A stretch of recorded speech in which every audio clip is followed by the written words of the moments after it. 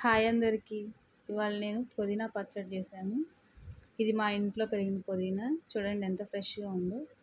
ముందుగా ప్యాన్‌లో ఆయిల్ పోసుకొని 10 ఎండుమిర్చి వరకు ఏపుకోవాలి. వాటిని తీసుకొని ఒక ప్లేట్‌లో తీసుకొని పక్కన పెట్టుకోండి. అలాగే ఇప్పుడు అదే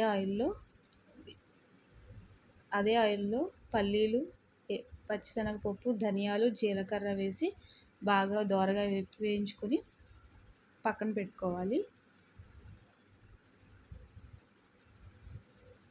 ఇప్పుడు అదే ప్యాన్లో 2 టమాటాలు వేసి బాగా మగ్గించుకోవాలి. తర్వాత కొంచెం పుదీనా, అలాగే ఒక నిమ్మకాయ సైజ్ అంత చింతపండు వేసి బాగా మగ్గించుకోవాలి. మధ్య మధ్యలో కలుపుతూ మగ్గించుకోవాలి. ఇలా పుదీనా ఆకులోని పచ్చిదనం అంతా పోయేదాకా మగ్గించుకున్న తర్వాత పక్కన పెట్టుకొని చల్లార్చుకోవాలి. ఇప్పుడు మిక్సీ జార్లో ముందుగా వేయించి పెట్టుకున్న ఎండుమిర్చి, ధనియాలు, పచ్చిశనగపప్పు, జీలకర్ర, 10 వెల్లుల్లి రెబ్బలు, కొంచెం ఉప్పు వేసి బాగా మెత్తగా మిక్సీ పట్టుకోవాలి.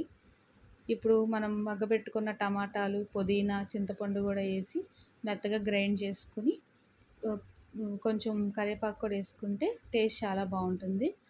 ఇప్పుడు ప్యాన్లో 2 టేబుల్ స్పూన్ల ఆయిల్ వేసి పోపు దినుసులు వేసుకొని పచ్చడికి పోపు పెట్టుకోవాలి. 2 ఎండుమిర్చి కూడా వేసుకోవాలి. అలాగే కొంచెం కరివేపాకు వేసుకొని పోపుని ఫినిష్ చేసుకొని పచ్చడి తీసుకొచ్చి ఇందులో కలిపేసుకోవడమే. చివరిగా ఇందులో కొన్ని ఉల్లిపాయ ముక్కలు కలుపుకుంటే పచ్చివి టేస్ట్ చాలా బాగుంటుంది.